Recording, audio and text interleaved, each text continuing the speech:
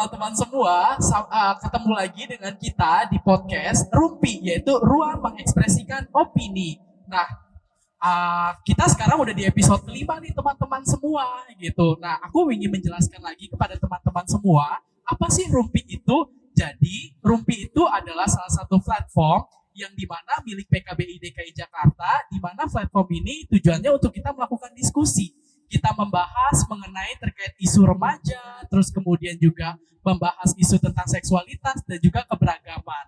Nah, kali ini aku nggak sendiri nih, aku dihadiri oleh salah satu orang yang spesial, yang baik, ramah, dan cantik, yaitu bersama dengan Ibu Direktur kita, yaitu Ibu Aditya Putri Utami. Hai, halo semua teman-teman remaja Sentra Mitra Muda. Selamat datang kembali di Rumpi, ruang menyampaikan opini. Oke, nah teman-teman semua, kali ini kita mau ngebahas apa sih? Nah kebetulan nih, aku lagi sama Ibu Direktur ya kan. Jadi kita pengen ngebahas terkait tentang seputar PKBI DKI Jakarta.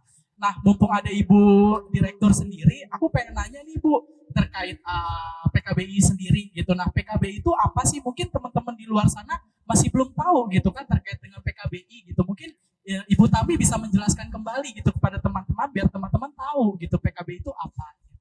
Oke, teman-teman semua, PKBI itu adalah Perkumpulan Keluarga Berencana Indonesia yang kami berdomisili di Provinsi DKI Jakarta tentunya, dan sudah berdiri sejak tahun 1957. Nah, PKBI DKI sendiri memiliki tujuan khusus gitu ya untuk memperjuangkan hak-hak kesehatan seksual dan reproduksi, khususnya untuk masyarakat yang termarginalkan.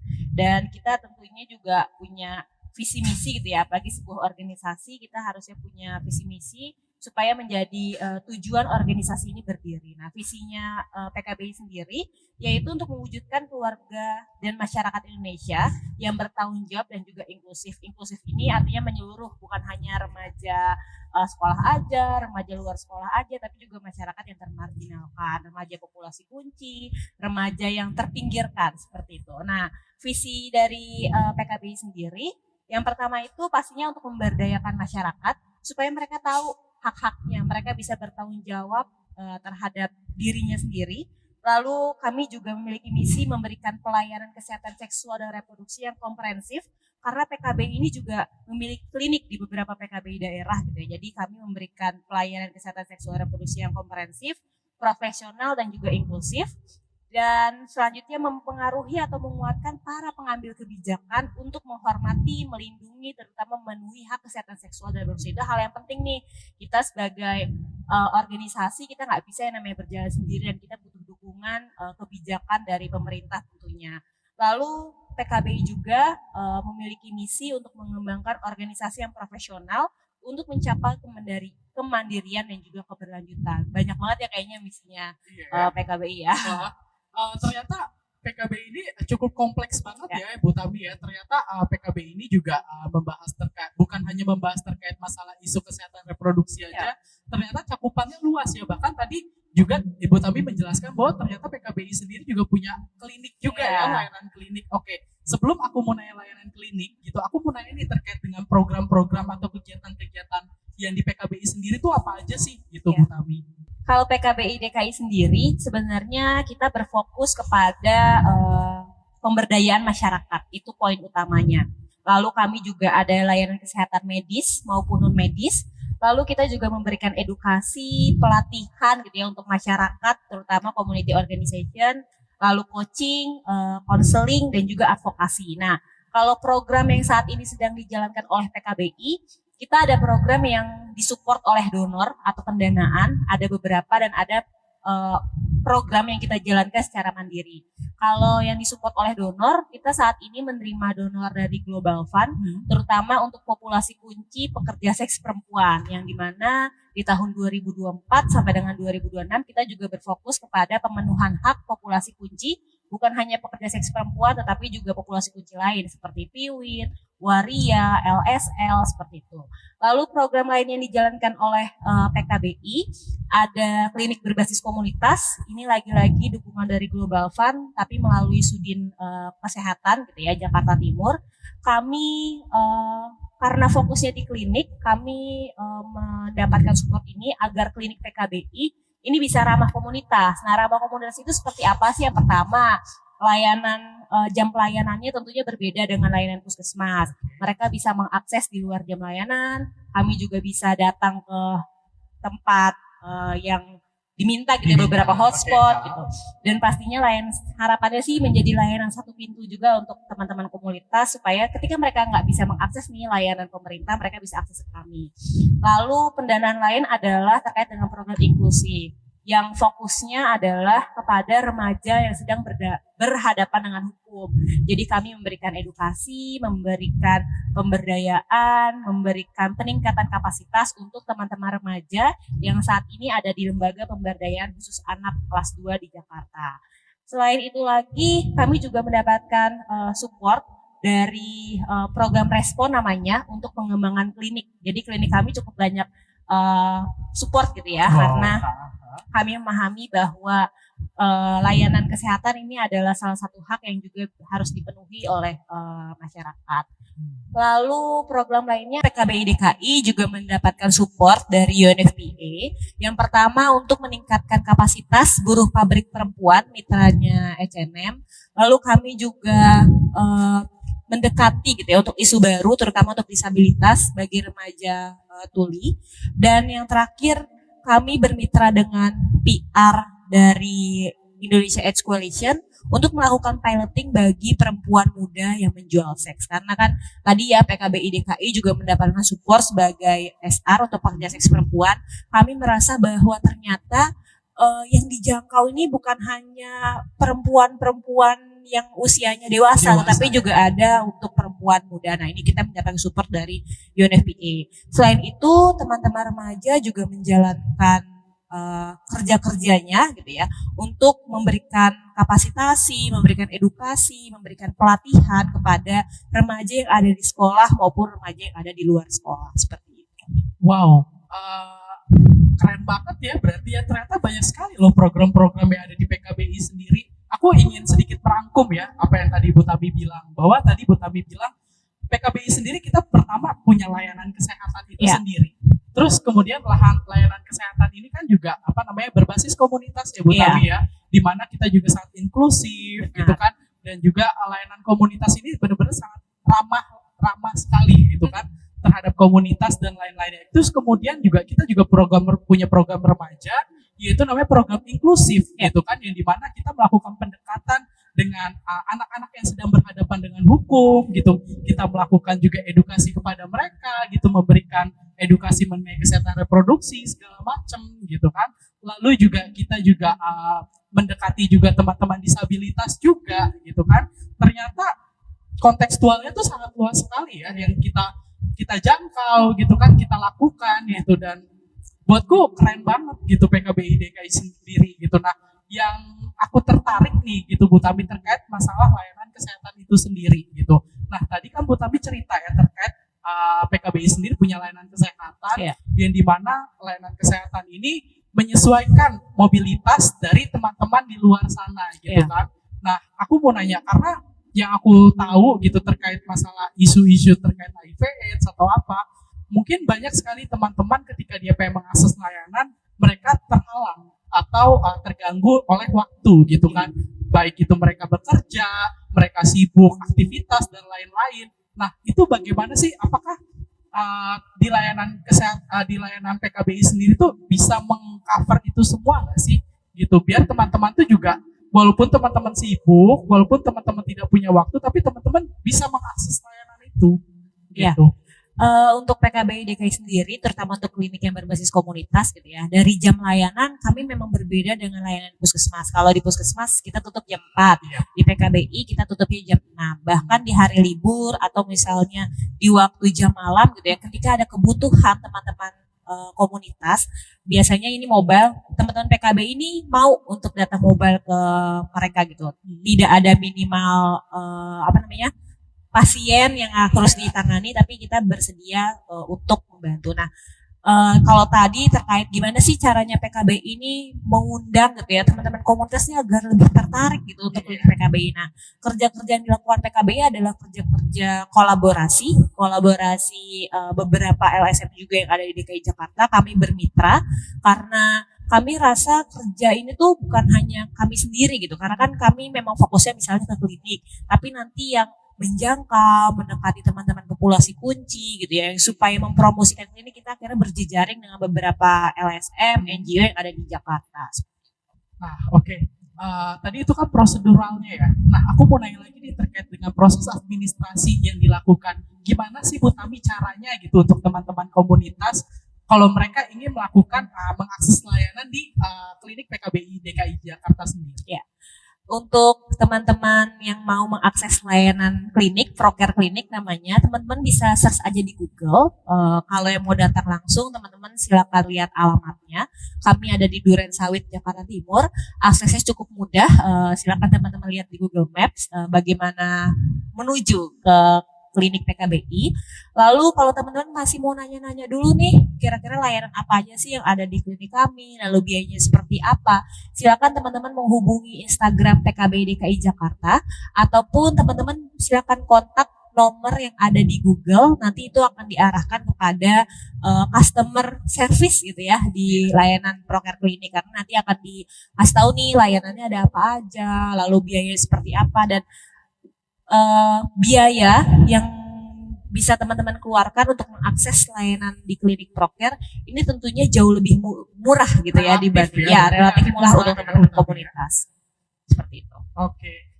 Jadi teman-teman, buat teman-teman komunitas di luar sana, teman-teman bisa dengan mudah sekali gitu untuk mengakses layanan kesehatan di klinik, yaitu namanya klinik Proker PKBI DKI Jakarta. Jadi teman-teman bisa melihat atau mengunjungi media platform kita, yaitu di Instagram, yaitu di PKBI DKI Jakarta. Nah, di situ kita juga menyertakan ada nomor telepon yang teman-teman bisa menghubungi di sana gitu. Nah, oke. Aku mau lanjut nih Bu Tami. Tadi kan kita udah membahas terkait layanan kesehatan yang ada di PKBI DKI Jakarta sendiri gitu.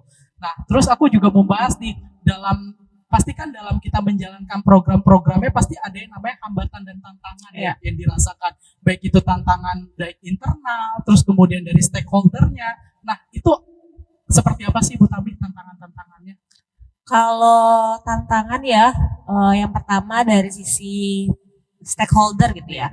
Di Provinsi DKI Jakarta ini cukup unik untuk stakeholder. Jadi memang butuh pendekatan-pendekatan khusus karena basicnya provinsi, ke kota administrasi yang ada di DKI Jakarta, pendekatannya itu berbeda satu sama lain. Jadi antara Jakarta Pusat, Jakarta Selatan gitu, itu berbeda satu sama lain. Nah, bagaimana cara pendekatannya? Kami memetakan prioritas gitu, pendekatan yang ini juga kami diskusikan gitu ya. Kami duduk bareng lagi karena ini cukup nggak mudah dan ini cukup banyak tantangannya gitu. Kalau perihal terkait dengan MOU, kami misalnya ber-MOU dengan satu lembaga, ternyata kalau di DKI Jakarta kita harus ber-MOU atau kerjasamanya melalui pemerintahan provinsi, nggak bisa antar lembaga dan sebagainya gitu. Dan yang fokus terhadap isu hak kesehatan seksual reproduksi, HIV, layanan klinik, itu tentu banyak di DKI Jakarta. Nah, gimana akhirnya kita bisa juga terlihat kerja-kerja baiknya gitu ya. Tapi kita juga tidak menjatuhkan satu sama lain. Jadi tadi kerja-kerja kolaboratif, kerja-kerja pintar lah istilahnya gitu ya untuk membangun kerja baik itu. Itu terkait dengan tantangannya. Lalu PKBI DKI sendiri mungkin untuk teman-teman klinik gitu ya, tantangannya terlihat ketika perpindahan dari kantor lama ke kantor yang baru. Kami harus mengurus lagi perizinan, kami harus men-setup lagi layanan klinik yang pastinya ramah komunitas, ramah dengan remaja, dan ini mungkin kayak kembali lagi ke nol. Tapi karena teman-teman punya modal dari awal, ini mungkin nggak terlalu rumit gitu untuk teman-teman. Oke, selanjutnya tadi kan kita juga udah membahas hambatan-hambatan yang terjadi gitu kan. Ternyata hambatan itu juga ada aja gitu ya Bu Tami, dari segi stakeholder dan segala macamnya. Nah, dari hambatan sendiri, aku juga mau nanya terkait dengan capaian-capaian atau keberhasilan nih yang udah kita atau teman-teman PKBI atau tim PKBI yang udah teman PKBI capai gitu. Apa sih? Ya, Kalau capaian sendiri di tahun 2023 ini kami bermitra dengan 4 lembaga di DKI Jakarta untuk program penjangkauan pekerja seks perempuan. Kami sudah menjangkau kurang lebih 13.363 pekerja seks perempuan. Itu yang baru dijangkau ya. Ini untuk di wilayah Jakarta. Untuk di wilayah Jakarta. Ada di wilayah Jakarta Barat, Jakarta Selatan, Jakarta Utara, lalu Jakarta Timur gitu ya. Ini baru di lingkup Jakarta. Nah ini kita juga akhirnya kerja bersama mitra-mitra di Jakarta karena kan PKBI adalah sebagai subresipien untuk program Global Fund. Lalu kami juga sudah melatih 103 pendidik sebaya. Pendidik sebaya ini adalah remaja yang ada di sekolah gitu ya. Kami latih untuk menjadi fasilitator dan juga memberikan edukasi kepada teman-teman remaja lainnya. Selain itu di 2023 kami juga sudah memberikan edukasi kepada kurang lebih 2.800 remaja usianya dari 10 sampai dengan 24 tahun gitu ya, mereka mendapatkan pendidikan kesehatan seksual yang komprehensif seperti itu. Dan bukan hanya ngomongin remaja di sekolah aja nih, tapi kita juga sudah memberikan edukasi kepada kurang lebih 1.711 remaja luar sekolah yang ini mendapatkan pendidikan kesehatan seksual dan reproduksi berbasis komunitas. Jadi pendekatannya beda nih antara remaja yang di sekolah sama di luar sekolah, kami pendekatan beda, menggunakan modularnya juga yang berbeda. Lalu kami sudah bermitra di DKI Jakarta ini ada kurang lebih 138 sekolah yang menerapkan pendidikan kesehatan reproduksi gitu ya. Lalu ada 25 sekolah di pinggiran Jakarta yang ini juga menjadi mitranya PKBI DKI Jakarta. Dan kami juga masih bermitra dengan 125 guru yang sudah kami latih sebelumnya dan mereka tetap berkomitmen untuk memberikan pendidikan kesehatan seksual dan reproduksi. Itu terkait dengan program PKBI gitu ya. Dan ini tentunya nggak berjalan sendiri. Kami juga disupport oleh teman-teman staf pelaksana dan tentunya juga 21 orang relawan remaja seperti itu. Nah, kalau untuk capaian klinik sendiri di tahun 2023 kurang lebih kami melayani 185 klien yang mereka mengakses layanan pencegahan dan juga penanganan kekerasan. Dan kami bermitra dengan 25 puskesmas, 15 bidan praktek mandiri, lalu juga ada beberapa tenaga kesehatan yang sudah kami latih gitu. Itu kan sebagai modal awal. Dan yang sudah teman-teman remaja ini juga mengakses layanan konseling di PKBI DKI Jakarta, kurang lebih ada 298 remaja yang mengakses layanan konseling. Layanan konselingnya berbagai hal, bukan hanya seputar tentang reproduksi seksual aja gitu ya, tapi banyak pembahasan yang dibahas di ketika mereka mengakses layanan konseling.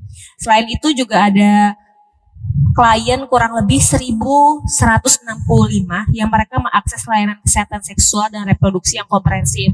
Ini juga bukan hanya populasi kunci aja, tetapi juga populasi umum.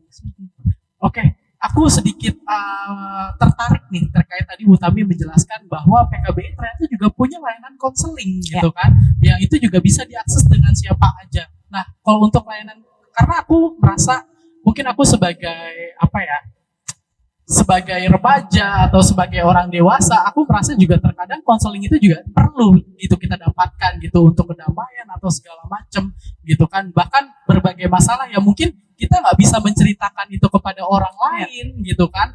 Mungkin kita lebih percaya kepada orang yang mungkin nggak kita kenal gitu. Nah, untuk mengakses konselingnya sendiri itu gimana ya Bu Tami? Ya, kalau konseling di PKBI DKI kita membaginya menjadi layanan medis dan yang non medis. Tapi memang jalurnya akan satu pintu melalui klinik PKBI. Jadi ketika chat admin kita akan diarahkan maunya apa, misalnya konseling. Konselingnya seputar apa nih, layanan medis atau non medis kah?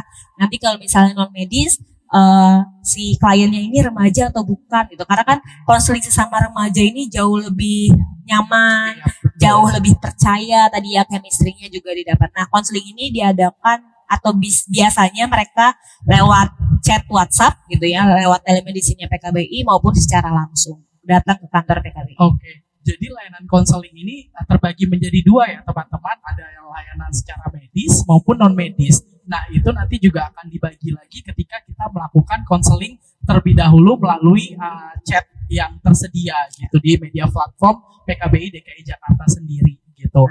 Nah, Terus kemudian tadi kita udah bahas nih tentang hambatan, terus juga capaian. Nah, aku pengen nanya terkait praktik baik yang sudah dilakukan oleh PKBI DKI Jakarta selama 2023 ini apa aja sih gitu Bu Tami? Kalau praktik baiknya tadi kita merupakan salah satu mitra gitu ya untuk program PKBI itu terkenalnya program remaja kalau enggak HIV-nya aja nih. Nah, HIV-nya juga dilihatnya juga dari sisi klinis, layanan klinik maupun yang enggak. Nah, beberapa mitra di Jakarta dan juga stakeholder melihat bahwa PKBI ini kerja-kerjanya cukup nyata dan membantu. Karena tadi ya, beberapa stakeholder nggak bisa turun langsung ke lapangan, tapi teman-teman PKBI ini cukup membantu. Lalu ada beberapa sekolah juga yang di 2023 selalu mempercayakannya kepada PKBI untuk memberikan edukasi ke teman-teman remajanya. Selain itu, teman-teman remaja juga telah melakukan advokasi, terutama untuk kekerasan gitu ya, kekerasan karena kita tahu bahwa kekerasan ini bukan hal yang tabu lagi di lingkungan remaja. Nah, teman-teman remaja ini mampu dan sudah berhasil melakukan advokasi ke beberapa sekolah. Dan itu menurut saya merupakan suatu praktik baik seperti itu. Nah, kekerasan sendiri teman-teman bukan hanya bentuknya kekerasan secara fisik saja ya, tapi kekerasan itu macamnya banyak. Bisa verbal dan lain-lain hal segala macam. Dan PKBI sendiri pun juga menangani hal-hal tersebut gitu teman-teman. Ya kan betul Bu Tami? Iya. Oke, teman-teman semua, tadi kita udah banyak nih bercerita tentang seputar tentang PKBI DKI Jakarta gitu kan. Dari segi program, terus juga terkait layanan kesehatan dari PKBI sendiri gitu kan. Dan juga ternyata PKBI ini cangkupannya luas, bukan hanya kita berbicara masalah isu seksualitas saja atau kesehatan reproduksi, ternyata kita juga inklusif gitu, kita juga berbicara terkait berbagai hal gitu teman-teman semua. Nah, mungkin aku mau nanya ke Bu Tami sendiri, Bu Tami ada nggak sih mungkin pesan-pesan yang ingin disampaikan gitu kepada teman-teman di luar sana gitu, ada nggak Bu Tami yang pengen Bu Tami sampaikan? Iya. Mungkin pesan ajakan ya buat teman-teman remaja yang merasa tertarik untuk bergabung menjadi relawan PKBI bisa menghubungi platformnya PKBI. Di situ ada Instagram Sentra Mitra Muda atau bisa follow PKBI DKI Jakarta. Teman-teman bisa chat aja nanti dibalas sama adminnya yang bersedia bergabung menjadi relawan PKBI. Nah, kalau yang tertarik juga nih untuk akses layanan, teman-teman bisa tanya-tanya dulu tadi ya lewat telemedicine-nya klinik PKBI ataupun bisa langsung datang ke klinik kami di Taman Malaka, Duren Sawit, Jakarta Timur. Oke. Nah, nanti teman-teman aku juga akan menyiapkan itu di di kolom description. Teman-teman bisa melihat gitu dari platform-platform yang dimiliki oleh PKBI DKI Jakarta sendiri dan juga tadi CMM Sentra Mitra Muda PKBI DKI Jakarta gitu. Jadi biar teman-teman pun juga bisa mengetahui bagaimana cara mengaksesnya. Terus juga kalau teman-teman remaja nih yang pengen bergabung menjadi bagian dari relawan PKBI DKI Jakarta, teman-teman juga bisa mengunjungi media platform kita yaitu di Instagram di Sentra Mitra Muda PKBI DKI Jakarta. Nanti akan aku taruh di kolom deskripsi ya teman-teman semua kayak gitu. Oke, terima kasih banyak Bu Tami karena Bu Tami sudah meluangkan waktunya gitu kan untuk menghadiri podcast ini gitu kan. Terima kasih banyak, senang sekali bisa berbincang-bincang banyak mengenai PKBI itu apa gitu kan. Sehingga kita mungkin teman-teman yang lain yang tadi tidak tahu tentang PKBI, akhirnya teman-teman tuh bisa tahu gitu mengenai PKBI sendiri gitu. Nah, kemudian teman-teman semua, aku ingin mengingatkan kepada teman-teman bahwa kita akan setiap minggu akan aktif terus nih untuk membuat podcast gitu dan teman-teman bisa pantengin ya setiap minggunya di hari Jumat yaitu podcast kita mengenai Rumpi yaitu ruang mengekspresikan opini teman-teman. Nah, saksikan ya minggu depan kita akan bahas apa, pokoknya seru deh. Nah, kalau teman-teman pengen menyampaikan kira-kira minggu depan kita pengen bahas apa, teman-teman bisa chat kita di kolom komentar. Nah, jadi akan kita bahas nanti selanjutnya seperti apa. Oke, kalau gitu selamat sore teman-teman. Sampai jumpa kembali.